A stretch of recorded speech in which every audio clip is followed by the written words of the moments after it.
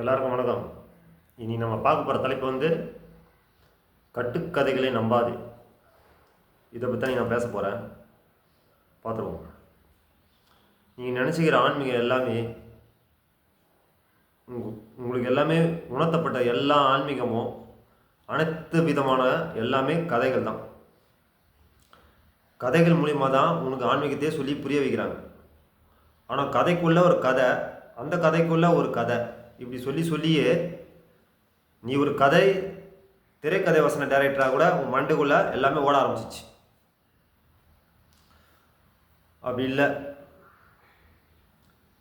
உண்மை கொஞ்சம் பொய் கொஞ்சம் அது கலந்தே இருக்கு.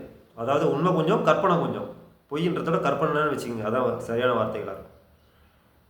இப்போ ஒவ்வொருட மனிதனோட மனமும் வந்து பலவிதமான கற்பனைகளை உற்பத்தி ஆகும். ஒவ்வொருத்தரும் மனுஷனோட மூளைக்குள்ளே இருக்கிற அந்த நீர்த்தன்மை இருக்குது பார்த்தீங்கன்னா, அந்த நீர்த்தன்மை தான் மனமாக உருவாகி கற்பனைகளாக உருவாகி உனக்கு இந்த காட்சி பொருளாக உன் மண்டைக்குள்ளே காட்டுது.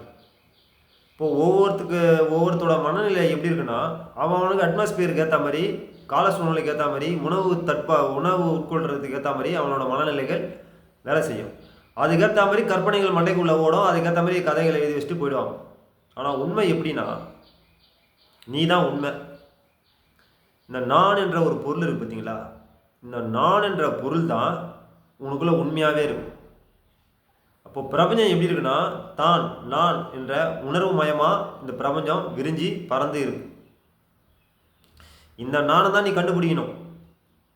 அதை விட்டுட்டு உனக்குள்ள இருக்கிற நான் என்ற ஒரு உணர்வை வெளியே விட்டுட்டு எனக்கு இதை கூடு அதை கூடு லொட்டை கூடு லொசு கூடு தேடினா கடைசி வரைக்கும் திரிஞ்சினே தான் இருக்கும். உன் காற்று கட்டுப்பாட்டுக்கு வராது.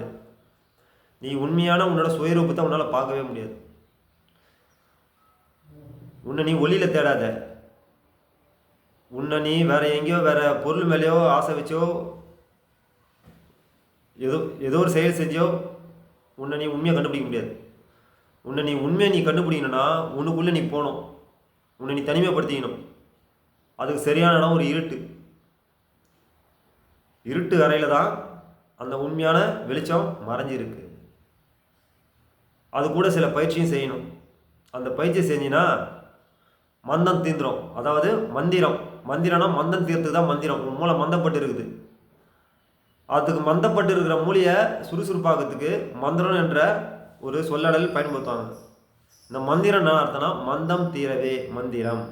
அப்போ உனக்குள்ள ஒரு பயிற்சியை, யோக பயிற்சியை செஞ்சு உன் மூளையை சுறுசுறுப்பாக்கி உன்னை நீ பிரபஞ்சத்தில் கண்டுபிடிச்சி நீ ஒரு லோகோன்னு நிலையாயிட்டினா உனக்கு அழிவு கிடையாது. நீ தான் மரணமில்லா பெருவாழ்வு வாழக்கூடிய தகுதி உடையவன்.